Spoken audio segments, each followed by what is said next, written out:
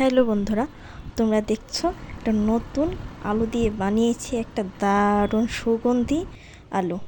তো দেখে নাও কীভাবে বানালাম। প্রথমে আলু আমি ভালোভাবে কেটে নিয়েছি, এটাকে কড়াইতে সিদ্ধ বসিয়ে দেব, ঢেকে দিলাম 5 মিনিটের জন্য। তারপরে এগুলো নামিয়ে নিলাম, নামিয়ে এগুলো ভালোভাবে ম্যাশ করে নিলাম যাতে দানা দানা না থাকে। তারপরে দিয়ে দিলাম কড়াইতে জল, এই জলটা ততক্ষণে ফুটুক। আমি এখানে এটা তৈরি করে নিচ্ছি। দিয়ে দিলাম যতটুকু আলু তার থেকে অর্ধেক হচ্ছে কর্নফ্লাওয়ার, তারপর একটু লবণ আর হচ্ছে একটু সয়াবিন তেল দিয়ে এটাকে ভালোভাবে এভাবে একটা ডো বানিয়ে নেব। ডোটা 2 মিনিটের জন্য ঢাকা দিয়ে নেব। তারপর একটা শেপ বানিয়ে নেব লম্বা লম্বা করে।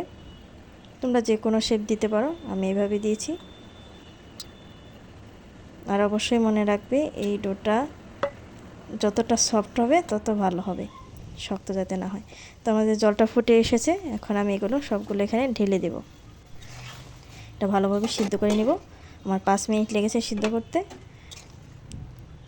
তো কি সুন্দর সিদ্ধ হয়ে গেছে। এটা অবশ্যই ঠান্ডা জলে কিন্তু দেওয়া যাবে না, গরম জল হলে তারপর এটাকে দেবে। তারপর এগুলো আমি ছেঁকে ঠান্ডা জলে ডুবিয়ে নিলাম।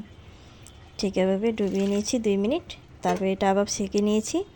একটা ফ্রাই প্যান নিয়েছি, দিয়ে দিলাম 1 টেবিল চামচ হচ্ছে সয়াবিন তেল।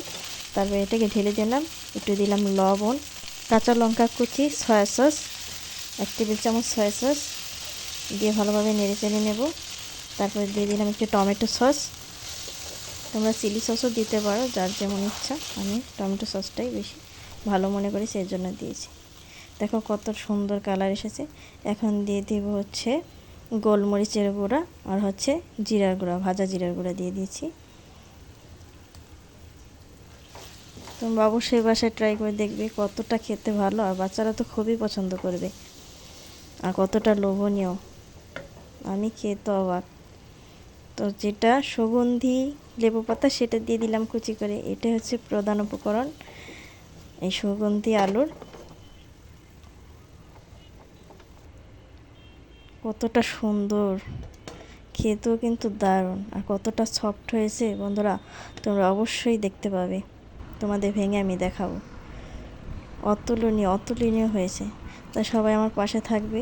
আমার ভিডিওটা ভালো লাগলে অবশ্যই একটা লাইক শেয়ার কমেন্ট করে দেবে বন্ধুরা। তো দেখা হবে পরের ভিডিওতে। বাই বাই, ভালো থেকো। সবার জন্য শুভকামনা।